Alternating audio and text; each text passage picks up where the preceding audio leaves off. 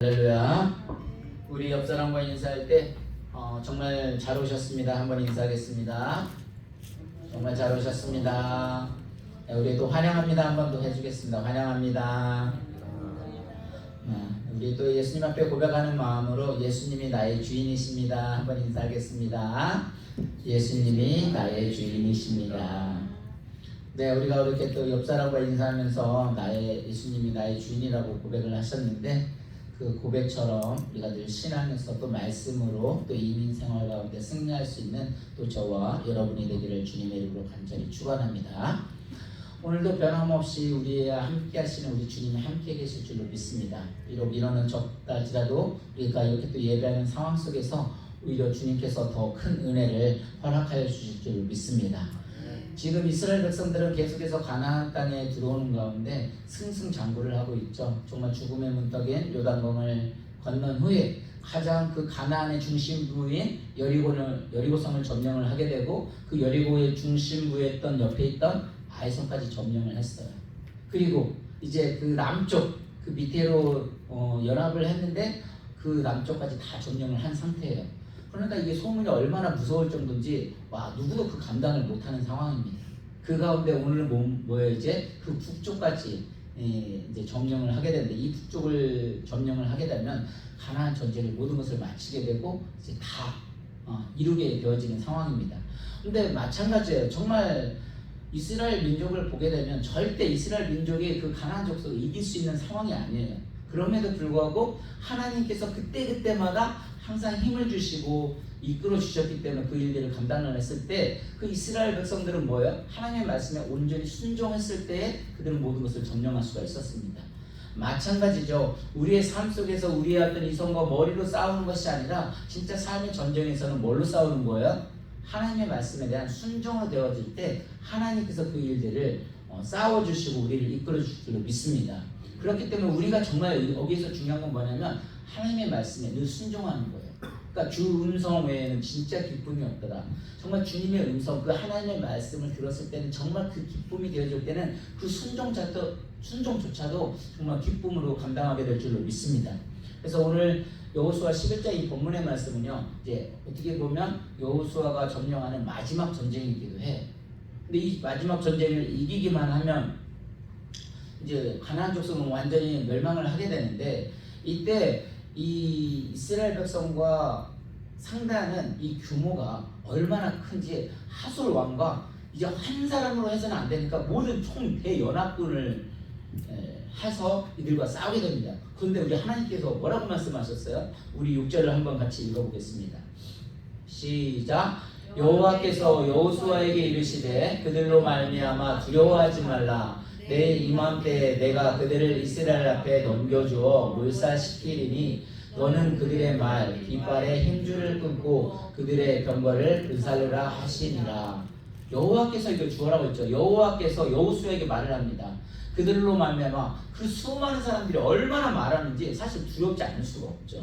왜냐면 그들의 적군이 지금 1대1로 싸워도 맨날 워낙 강한 가난한 족속들인데, 지금 어떻게 돼요? 하솔 왕으로 비롯해가지고 그 연합을 다 했는데 그 군대가 얼마나 많았던지 그들을 이스라엘 넘겨줘 몰살시키는데 4절에 뭐라 했냐면 그 군대의 수가 뭐라고 나와 있어요?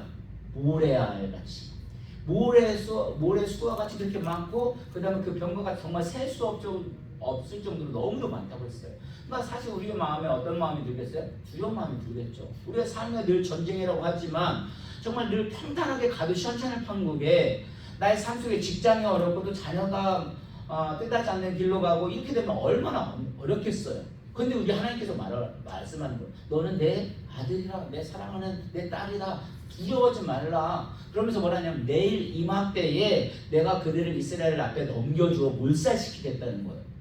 그러니까 지금까지 항상 여호수아가 했던 것이 아니라 누가 해주는 거예요? 하나님이 다 싸워주시겠다는 거예요. 그러니까 너희들이 할 일은 뭐냐? 그들의 말 깃발에 힘줄을 끊고 그들의 병거를 불사르기만 해라. 그 말씀에 순종하기만 해라. 그러면 어떻게 해요? 하나님이 다 끊어주시겠다라고 얘기를 하고 있습니다. 그래서 정말 이 말도 안 되는 이 전쟁 속에서 정말 그 남쪽까지 다 이겨내고 이제 북쪽의 모든 하솔 왕과 다 그 연합을 했는데 그 군사까지 어떻게 돼요? 전쟁을 이기게 됩니다. 사실 이게 누가 하신 거라고요? 하나님이 하시는 거거든요. 그러면서 중요한 말씀이 있죠. 이스라엘 앞에서 다 주겠다고 했는데 어쨌든 이 여호수아 11장은 어떤 이스라엘의 역사적인 기념비적인 사건이기도 해요. 근데 그 가운데 아까 말대로 또 하나 아주 작은 미스가 하나 있어요. 그게 뭐냐면 우리 22절 아까 읽어봤는데 한번 읽어볼까요? 시작. 이스라엘 자손의 땅에는 아낙 사람들이 하나도 남지 아니하였고 가사와 가드와 아스돗에만 남았더라. 우리가 본문이 뭐 1절부터 23절까지 다 길어서 읽지는 않았지만 이 내용이 어떤 내용이냐면 지금 그 가나안 땅에 있는 모든 족속들을 사실 다 멸했어요. 근데 거기에서 뭐라고 했냐면 가사와 가드와 아스돗에서만 남았더라. 그러니까 이 불번거를 아까 말대로 말줄이 힘들고 보고 다 멸살하라고 해서 다 멸했는데 이 가사와 가드와 아스돗에서만 남았다는 것은 다 멸하지 못했다는 소리예요. 왜 멸하지 못했을까요? 아니면 힘이 부족해서, 아니면 그들을 하기에는 너무 힘이 부족했는지, 아니면 전력의 손실, 뭐 전쟁을 하게 되면 대가를 치르는데 그만큼 손실이 많았다고 생각을 하는지 그 말씀에 100% 순종하지 못했어요. 근데 이게 사실 어떻게 보면 역사적으로도 아주 중요한 사건이 되거든요. 왜냐하면 이 가사와 가드와 아스돗이라는 사람들은 다 어떤 사람들이에요? 블레셋에 있는 사람들이에요. 사실 이 가나안 족속에 그 모든 사람들을 하나도 다 남기지 않는데 이 가사와 가드와 아스돗만 남겼다는 것은 어떻게 보면은 사실 한 100%에서 한 98% 정도 거의 다 멸절한 상태예요. 그러나 약간 뭐예요? 그만큼은 조금은 완벽한 순종을 하지는 못했던 거예요. 그래서 여기에 보면 이 가사와 가드와 아스돗을 제외했다고 기록했는데 이것이 왜냐하면 사실 중요한 역사적인 기록의 사건들이 있어요. 아까 말씀대로 여러분 이 가사와 가드와 아스돗을 남겨두었다는 것인데 이게 어떻게 되냐면 이제 여기가 끝나고 이제 사사기부터 이제 사무엘 상하가 되어지게 되다 보면 이제 사사시대면은 사사시대 가장 유명한 사람이 누구예요? 사사시대 가장 유명한 사람? 삼손이 나오잖아요. 그 삼손이 드릴라에 의해서 꼬임에 넘어가서 어떻게 돼요? 나중에는 정말 눈도 뽑아지고 거기에 노줄을 묶어가지고 그 맷돌을 큰 돌과 이렇게 돌리는 그런 상황이 나왔잖아요. 근데 그곳이 어디에 있었어요? 가사라는 곳이었어요. 그리고 또 역사 이제 사무엘 상하 열왕상 그런 데 받아 보면 누가 나와요? 이제 다윗이 나오잖아요. 다윗이 그 17살 소녀 때 싸울 때 누구하고 싸워요? 블레셋 사람하고 싸우잖아요. 근데 그 블레셋 사람의 골리앗이라는 사람이 2m만 넘는 그 거대한 큰 사람이 나오잖아요. 근데 그 사람이 어떤 사람이었어요? 가드 사람이었거든요. 그리고 이 아스돗은 어디예요? 그 다윗이 이제 그 블레셋 사람들하고 전쟁을 할 때 법궤를 빼앗길 때 있었었죠. 그때 그 장소가 어디예요? 아스돗이에요. 그러니까 만약에 이런 역사를 여호수아가 알았다라면 어떻게 돼요? 완전히 다 어떻게서라도 그 순종을 100% 했을 텐데 그 순종하지 못했던 부분이 이게 역사의 아픔으로 남는 거죠. 우리들도 마찬가지죠. 우리들도 아까 말대로 찬양을 예수님은 나의 주인이십니다. 그러면서 예수님의 말씀대로 다 순종을 한다고 해놓고 100% 순종하지 못할 때가 있어요. 저도 늘 어떤 사역 가운데 또 많은 사람들과 함께하면서 나아가지만 그 하나님이 나의 주인이십니다. 나의 모든 것입니다. 하나님 우리의 삶을 책임져 주십니다. 그렇게 고백을 해요. 우리끼리 또 그렇게 믿고 나가고 있어요. 근데 현실에 나가보면 어떻게 돼요? 그 신앙의 고백과 삶의 현장에서 살아보다 보니까 그 신앙의 갭이 있다 보니까 어떻게 해요? 거기에 두려움이 생기는 거예요. 근데 우리 주님은 뭐라고 했어요? 두려워하지 말라는 거예요. 물몇건 어떻게 그 몇 살을 다 치라고 하는 거예요. 근데 우리는 어때요? 사실 못하고 있거든요. 저는 늘 하나님의 말씀을 볼 때마다 목회하는 것이 원래 그렇잖아요.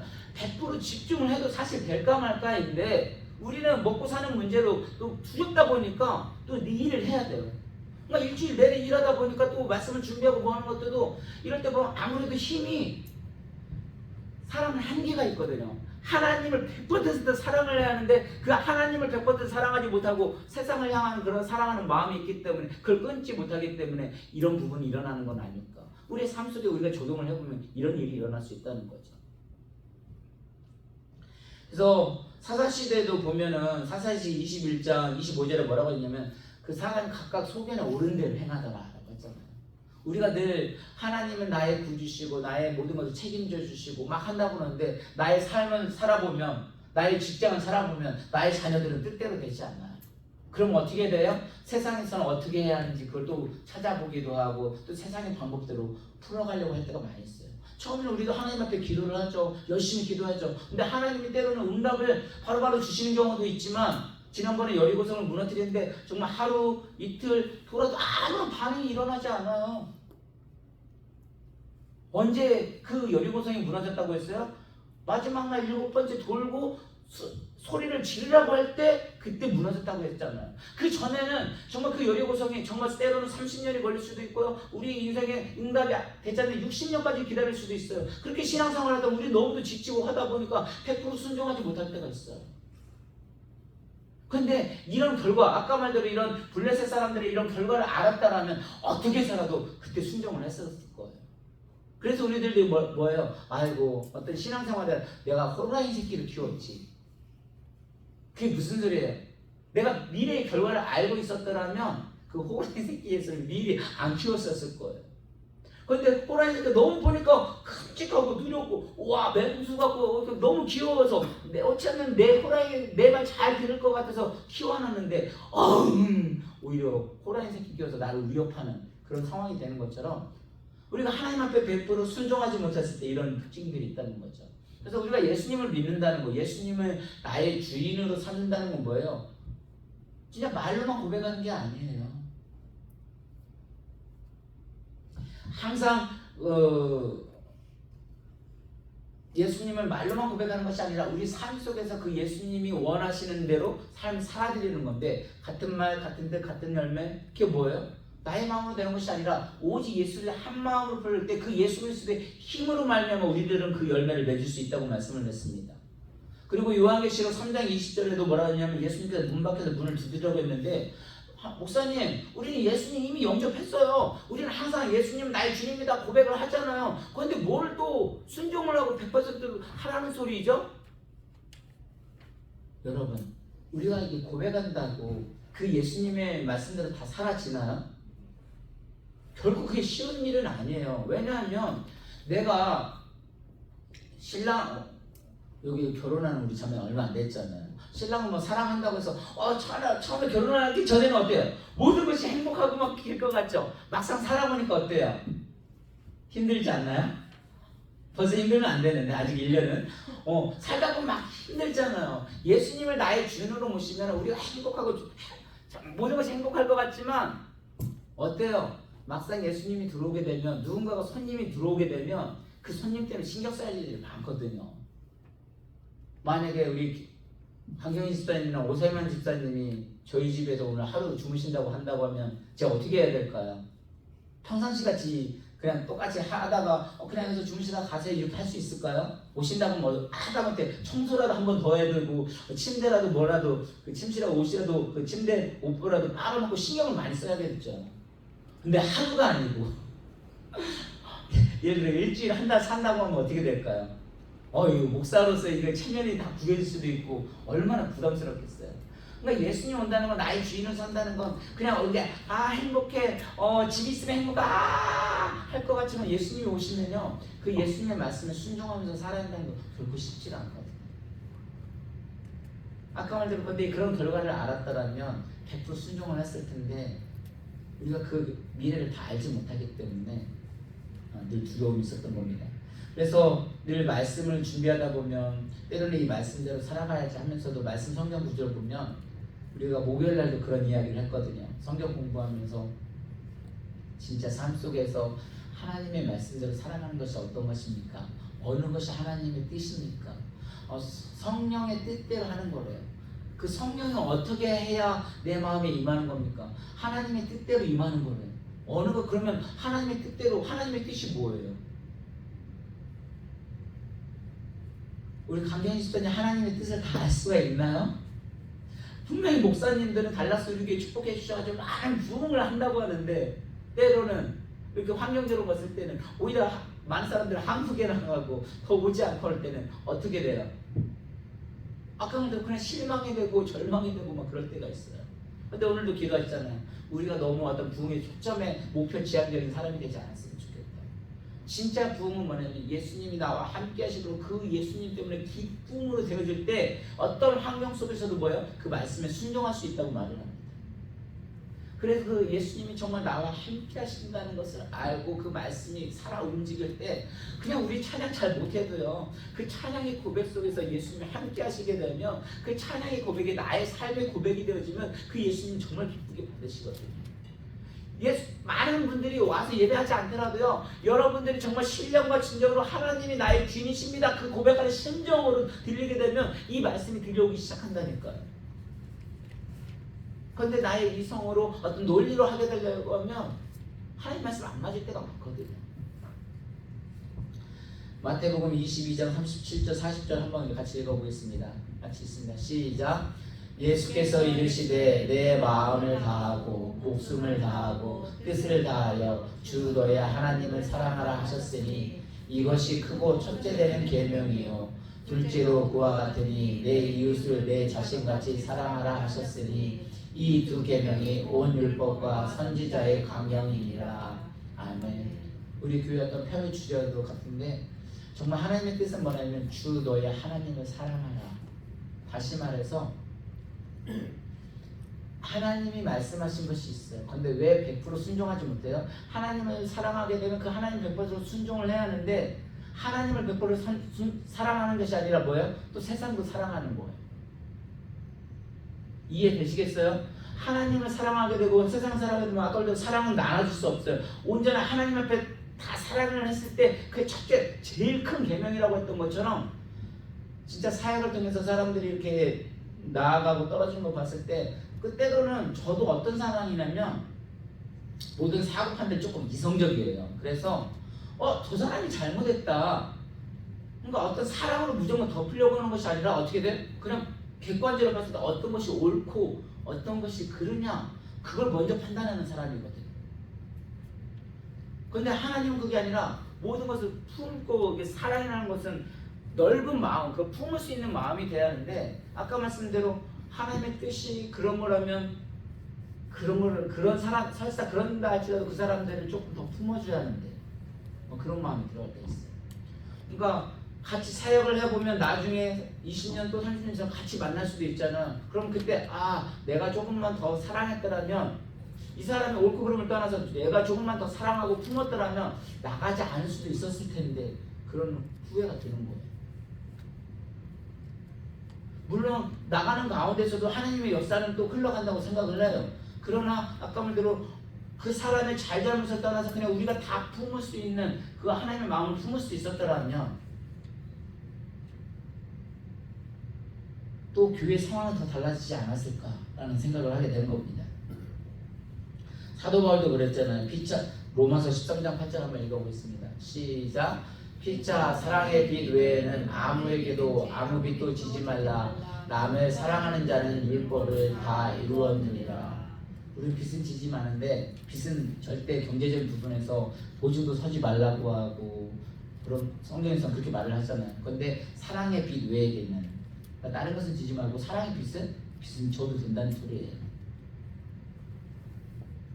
그러니까 우리가 정말 부흥하고 성장하기 위해서는 내가 부흥하는 게 아니에요. 내가 싸우는 게 아니에요.